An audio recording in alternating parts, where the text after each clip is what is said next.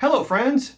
Usually when people make a comparison test for reeds, including myself, we will take one reed from one box and another reed from another box, try it brand new, and give your reaction right away after just a couple of minutes of playing the reed. Well, today's video is more like a lengthy process quest to see what is it like to be a consumer who's using these reeds over time, and how do they compare to each other after you've used several reeds for several weeks. All right, so these two boxes are what we're going to work with. We've got the Peotter Sax 2.5. This is for alto sax. And we've got the Boston Sax Shop 2.5 for alto sax. All right, so when we open up the box of the Peotter Sax reeds, what we notice is the packaging. Let's say it's on the inexpensive side. It's got a nice exterior box, and then it's got these paper kind of things that they put the reeds into that. Another thing I notice about these reeds is that they have a little bit of a texture, grit feel to them on the surface where your lip is going to be. I find the need to rub this down either with my fingers or with a object like a back of a spoon. When we open up a box of the Boston Sax Shop reeds, we're looking at individual plastic holders for each of the 10 reeds. Okay, that's the kind of plastic that he's using for this reed. And when I go to touch them, they are definitely smoother to the touch. Now, I've already been playing these for several weeks, so this is not a brand new box of reeds any longer. When I found out that both of these are made by Rigotti in France, I was pretty excited because I love Rigotti reeds. In fact, this Peotter Sax reed, when I first tried it, it kind of reminds me of what Rigotti calls the red one. And this one, on the other hand, doesn't remind me of the red one, nor does it remind me of their original blue box reeds either. So neither of these reeds are exactly like the Rigotti reeds, but they are definitely not like each other. And that's kind of cool for the consumer point of view, isn't it? These two reeds on the left look like they were cut deeper on their left sides. This reed looks like it was cut deeper on the right side. And this reed looks like it didn't even go through the same machine at all. These reeds appear to be a little bit more consistent. The one on the left also has a deeper cut on its left side. And this fourth reed, again, looks like it went through a different machine.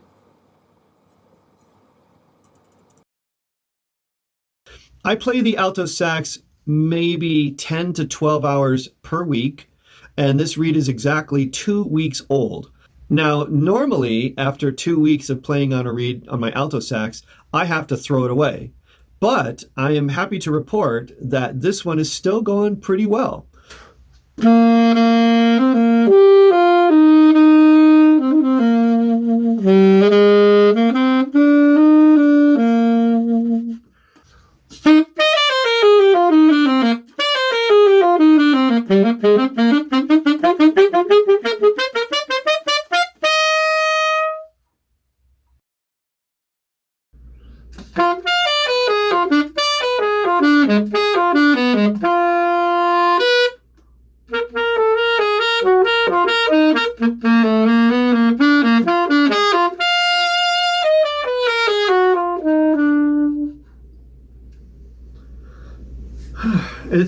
It's pretty easy to blow, very comfortable.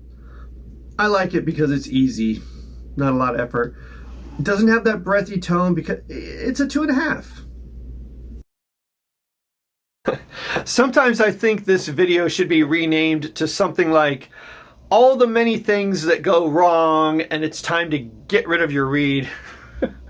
Or maybe I should call it the last days of a reed gone bad. This is the one that I started on May 7, and right this very hour is when I am going to throw this away, and let me show you why.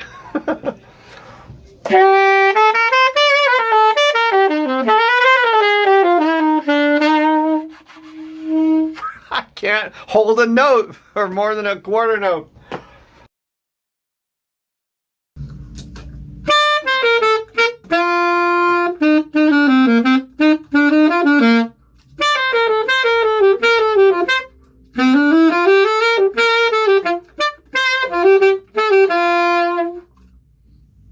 Okay, everything seems fine until I go to make a little finesse at the end of the note, like to let it die down.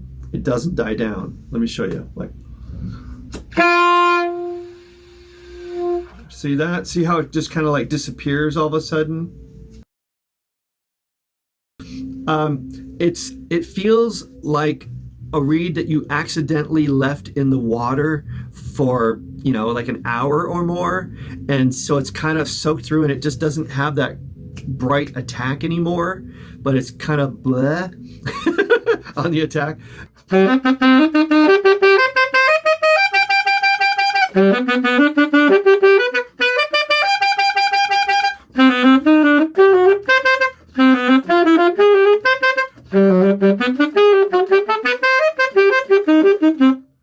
Okay, I'm running out of breath, but I don't know, can you tell? There.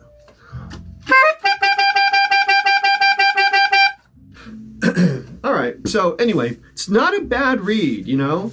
None of these are like really cheapo bad reeds on both brands, but you know, just a little bit of wanting, not perfect.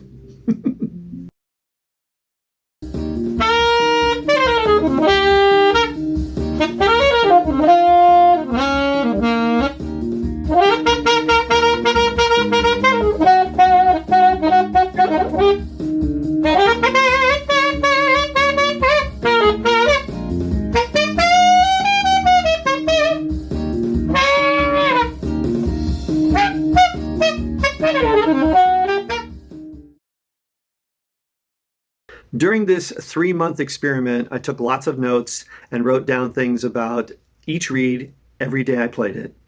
And here are the notes. Take a look at better sax reeds first, and you can see some things I wrote about reed number 1. Basically, not a good reed. Total was 4 playing days that I tried it, but only 2.5 hours. That's a bad reed. Reed number 2, reasonably good tone, somewhat husky. It's a little more effort. Anyway, this reed, however, gave me a lot of playing time. 16 playing days and 20 hours. And that is like twice as good as average reeds that I've experienced over the years. Reed number 3, this is on a different mouthpiece, the Yanagisawa mouthpiece. Kind of dull, lacks a little heart. It's almost good, but not quite there. 3 playing days and 3 hours. Yeah, that's a disappointment. Reed number 4, decent reed, but not so great. And then on day 6, it played for a half hour and just stopped. So I got 6 days out of it. I got 8 hours out of it, and that's a decent, you know, average reed. Reed number 5, loving it at first. Then it gets kind of watered down, and then it just feels like you got to work hard to get it to blow and get it to vibrate. 6 days and 7.5 hours. Again, pretty average, pretty good. Reed number 6, we have that husky tone again. This is the day that I recorded the Just the Way You Are video. And you know what? I was struggling on that video because that reed was not fun to play. 3 days and 3 hours of time. Let's go to Boston Sax Shop reeds now. Overall, their reeds are more flexible and easier to blow compared to better sax. In fact, in my opinion, the Boston Sax Shop 2.5 feels like a 2.5. It's what I would expect. Whereas the Better Sax 2.5 feels more like a 2.7 or 8. Okay, reed number 1, easy and free. It worked pretty good, but only 4 days of playing time and 5.5 hours, a little under my average.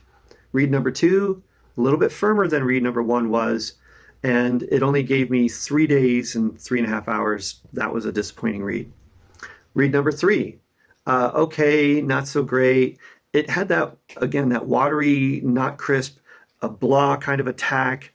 You have to work harder to get it to respond.